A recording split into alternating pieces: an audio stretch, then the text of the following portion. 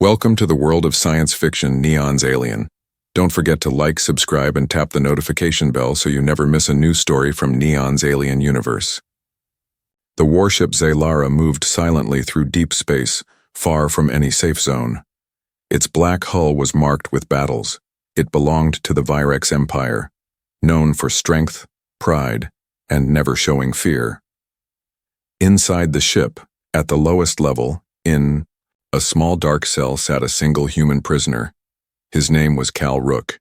He had not spoken in 2 weeks, not even when the guards shouted at him, not when the lights went out, not even when the food trays came half full. He just sat on the cold floor. Calm, silent, waiting, Queen Virella of Virex, ruler of the ship and feared warrior of her people, had visited him only once.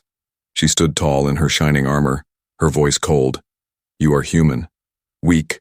Loud. Full of pride." Cal had looked at her with tired eyes but said nothing. "You will speak," she told him. He didn't, so she turned and left. To her, he was no threat, just a war prize. Outside his cell, the ship was full of activity. Royal guards moved up and down the halls. Engineers fixed the weapons. The Queen planned her next move. No one cared about the human, until the lights flickered and the sirens screamed. Alert. Pirate ships detected. Explosions rocked the ship. Metal shook. Crew members shouted. Fires started. One blast tore open the main corridor. Smoke filled the vents. The pirates had attacked fast and they were already inside. Cal opened his eyes. He didn't panic. He listened. He felt the pattern in the shaking metal. That explosion was near the engine. That blast came from the lower hull. The pirates were moving toward the command deck. Not the prison, not yet. Down the hallway, one of the guards ran to check the system. As he typed on the console, a second blast hit. The wall beside him split open. The guard was thrown hard against the bars of Cal's cell. The door unlocked, then stopped halfway. Sparks flew, smoke curled into the cell. Cal stood up. He looked at the half-open gate. Then at the unconscious guard, then back at the hallway. Footsteps. Voices. Pirates coming. He could run. He could hide. He could escape. But he didn't move. Not yet. Instead, Cal walked over to the guard's belt and pulled a small tool, an access chip. Then, quiet as a shadow, he slipped out. He didn't run through the halls. He moved through the service shafts, the ones he had studied in silence all these days. He had memorized the layout. He had waited. Now it was time to act. Above him, the command deck was under attack. Queen Virella stood on the bridge, sword drawn, fighting 2 pirates at once. Her soldiers were falling fast. The pirates had better weapons, more numbers. Still, she didn't fall. She roared, she fought, she led. But when the gas spread through the vents, even she couldn't stay awake. One by one, her guards dropped. Her sword fell from her hand, and Virella collapsed to her knees. The pirate leader stepped forward and smiled. "Bow to me, Queen." And she did, because she had no strength left. In the dark below, Cal watched through a broken vent. He saw her fall. He saw the pirates take the bridge. He saw the royal flag torn down. He said nothing, but deep inside, a switch flipped. This wasn't about war anymore.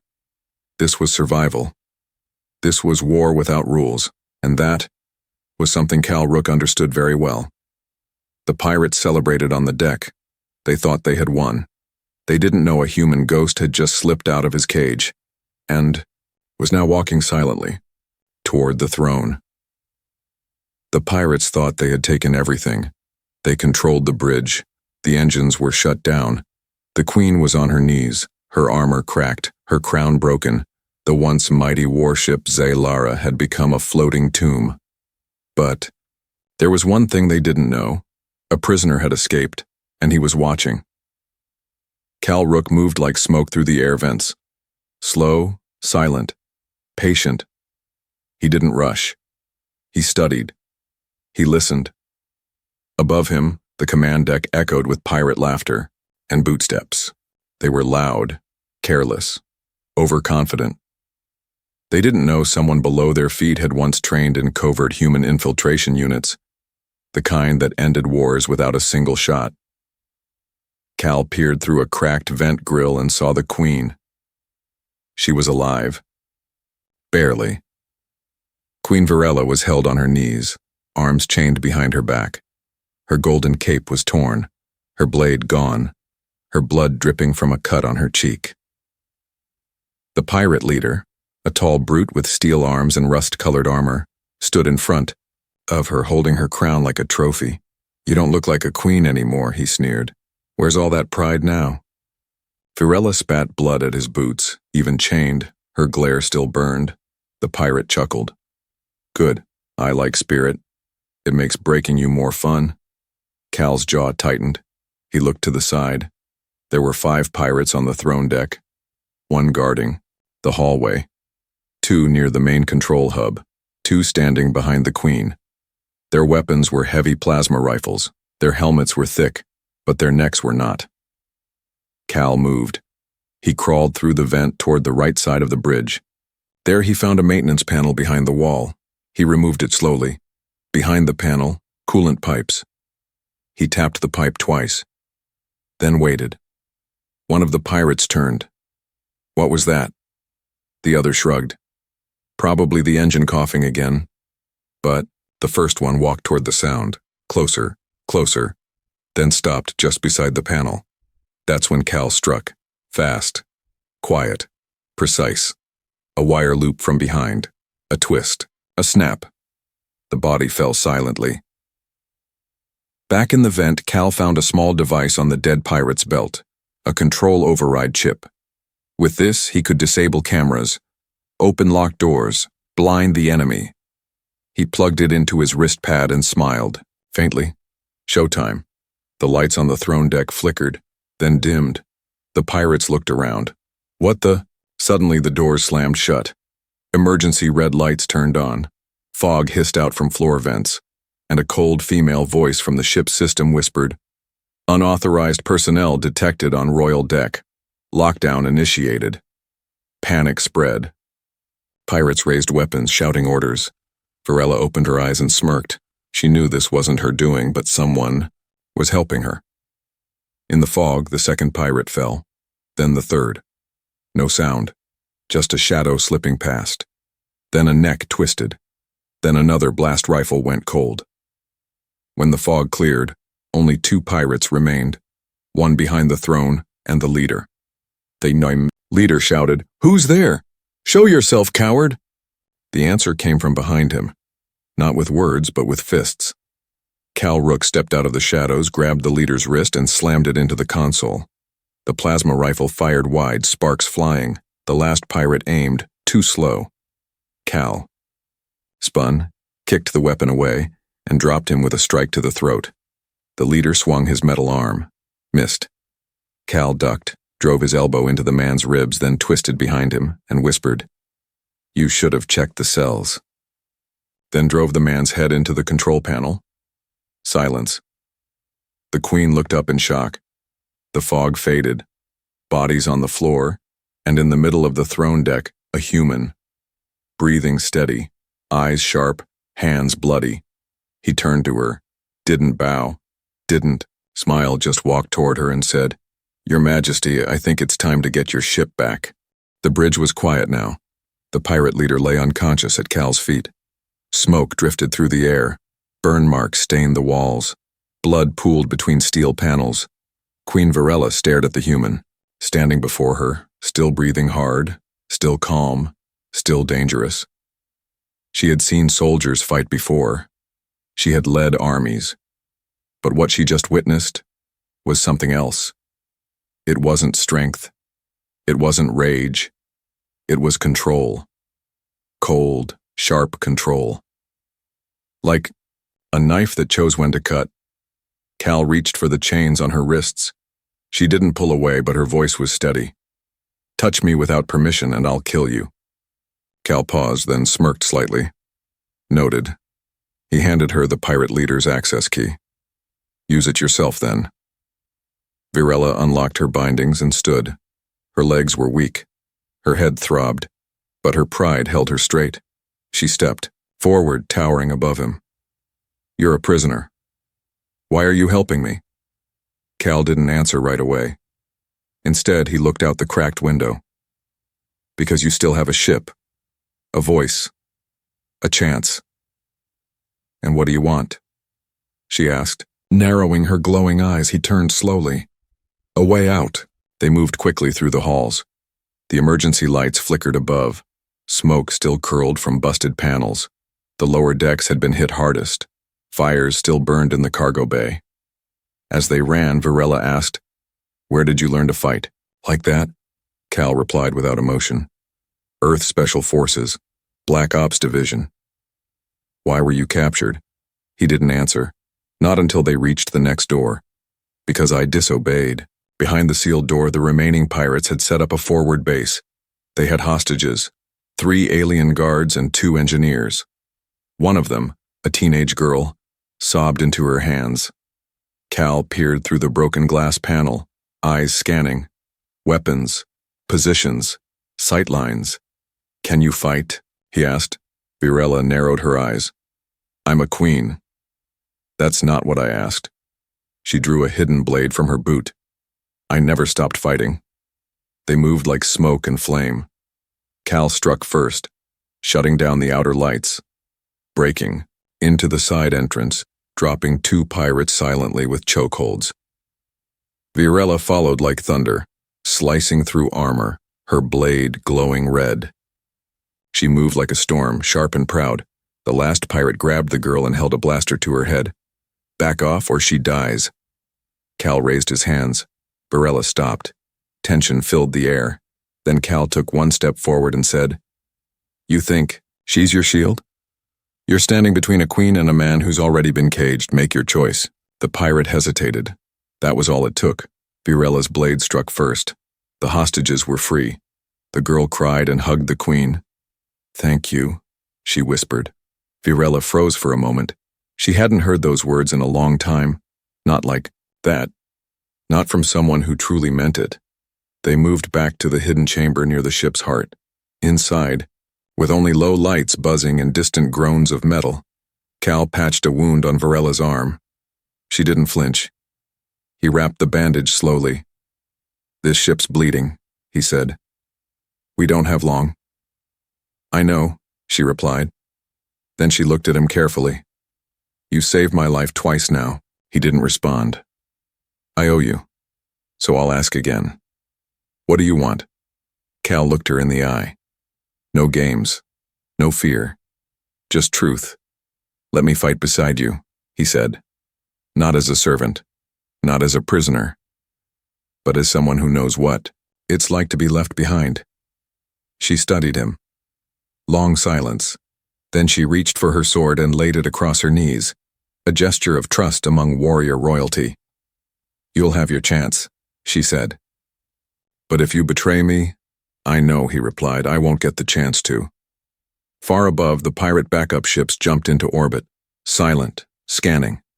The Queen's signal still burned. But now, they weren't just facing a wounded monarch. They were facing a human ghost who refused to stay in chains. The royal deck of the warship Zalara was no longer silent. It echoed with tension. The ship groaned from the inside, hurt, but alive. And deep inside her, 2 warriors walked. Side by side, one, Queen Virella, born to rule, trained to command. The other, Cal Rook, a human once thrown in a cage, now walking through fire. Virella's arm bled through her bandage, but she didn't slow. She moved through the shadowed halls with her sword in one hand and fire in her heart. Cal walked beside her, a stolen blaster in his grip and a mind racing with tactics. They didn't speak much now. They didn't need to. They were both survivors. And tonight, the pirates were about to learn that the throne wasn't empty anymore. As they neared the throne deck, Cal raised a hand. He crouched and peered through a broken vent grill. Inside, 5 pirates had returned, armed, cocky. They had claimed the throne, sitting in the queen's seat drinking from stolen bottles. One of them was using her crown as a food dish. Virella's eyes burned. They will not leave alive, she said coldly. Cal nodded. Then let's make noise. They struck like thunder. Varela kicked open the sealed door, roaring with rage. Her sword sang through the air, slicing into the first pirate before he could rise. Cal moved with surgical speed, dropping two with perfect shots, one to the neck, one between the eyes. The pirate with her crown scrambled for cover. You again? He shouted at Varela. She leapt across the broken floor and grabbed him by the throat. This is my throne, she whispered, and drove her blade through his chest. The crown clattered to the floor. She didn't pick it up. Not yet. But victory was short. A distant alarm screamed. Self-destruct sequence armed. Emergency shutdown protocol activated. The ship's AI warned. Cal ran to the main console. It's the pirates, he growled. They rigged the engine core. If they couldn't keep the ship, they'd make sure no one else could. How long? Varela asked. 7 minutes. Her hands clenched. We'll never reach the engine in time. Cal looked up at her. Will. She turned sharply. Don't be a fool. You said you wanted your ship back, he said. Well, your throne's right here, but your ship is in the engine room. She stepped forward. Then we go together. He shook his head. There's only one path. A crawl tunnel lined with radiation seals. If two go, the air pressure will collapse it. One goes in, one stays behind. Varela's face changed. Warrior to ruler, then ruler to something else.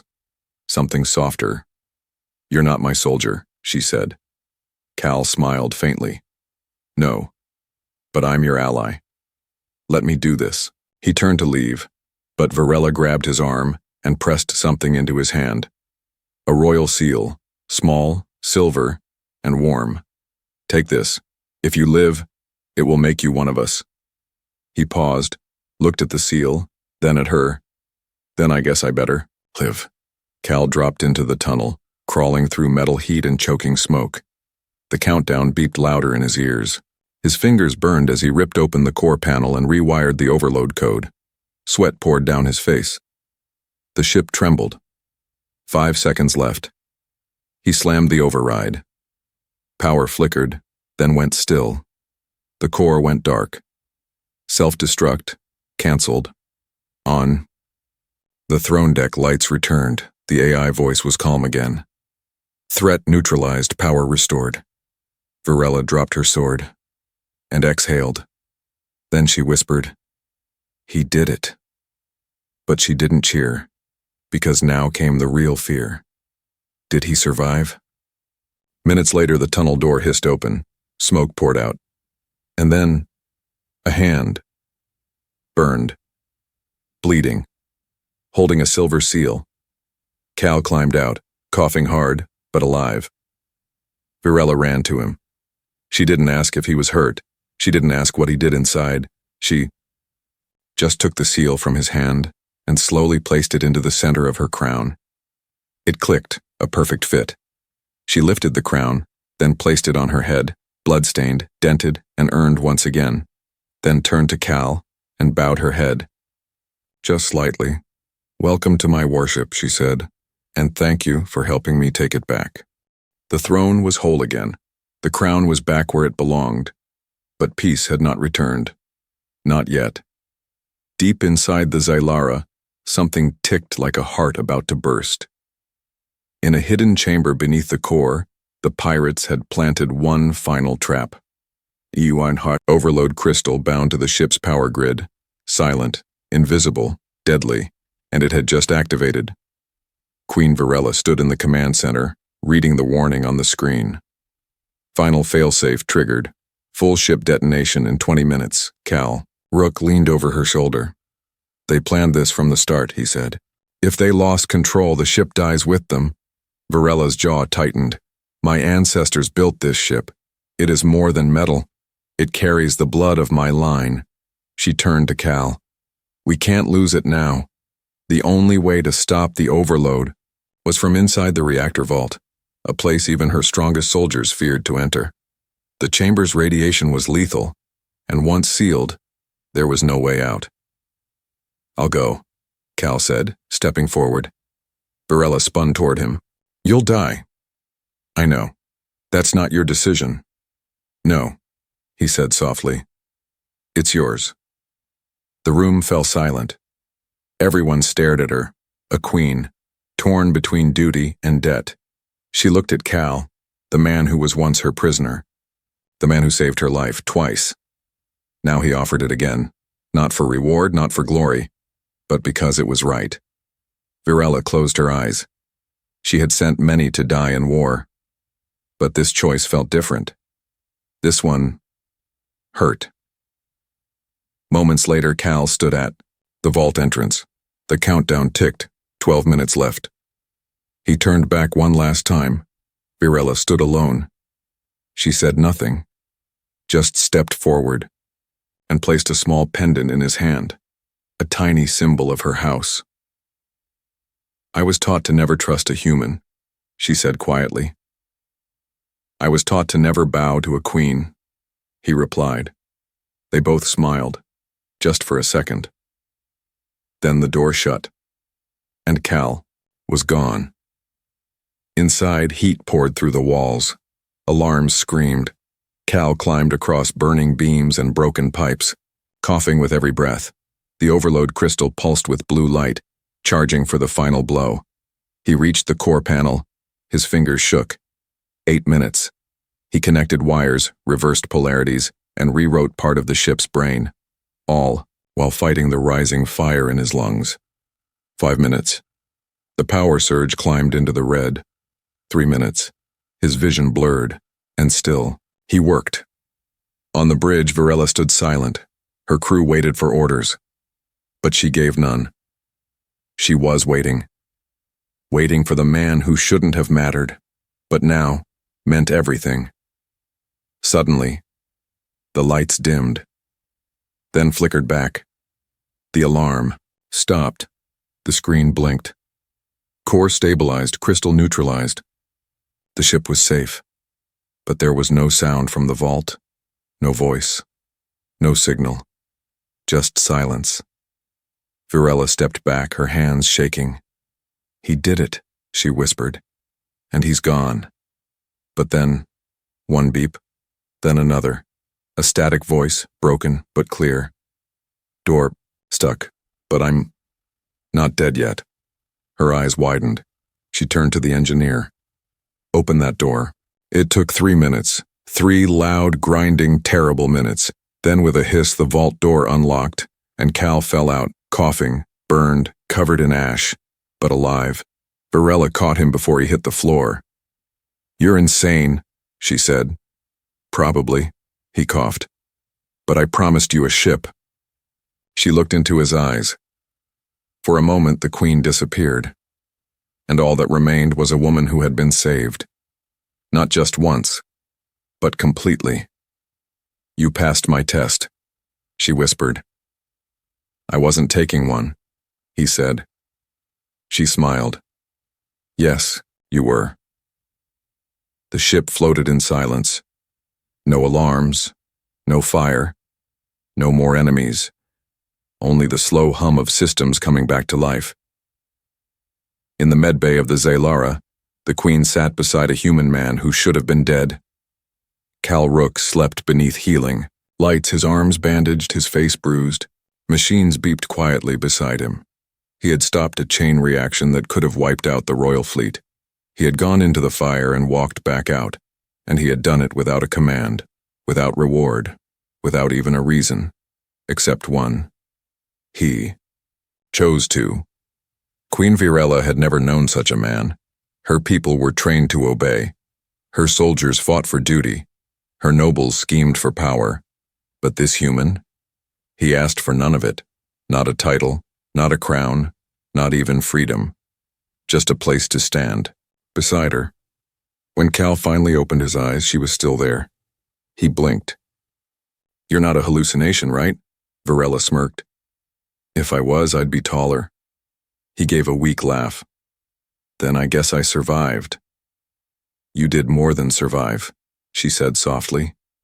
You gave me back my ship and my throne. She stood, lifted something from the table and placed it gently on his chest. a small metal disc. Her royal house seal. Cal looked at it, confused. I thought you only gave this to blood heirs. I do, she said. Then why give it to me? Because today you became something no bloodline could ever make.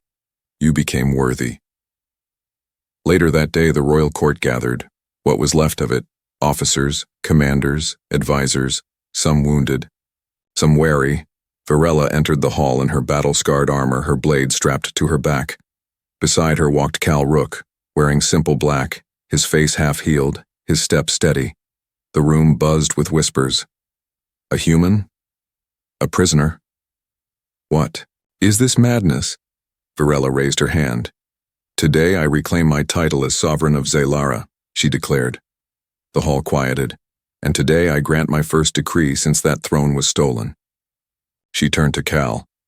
This man saved our lives, not because he was ordered, not because he was told, but because it was right. She held up her blade, and then to everyone's shock, she knelt, before the human. I give him the crown's key. Full trust.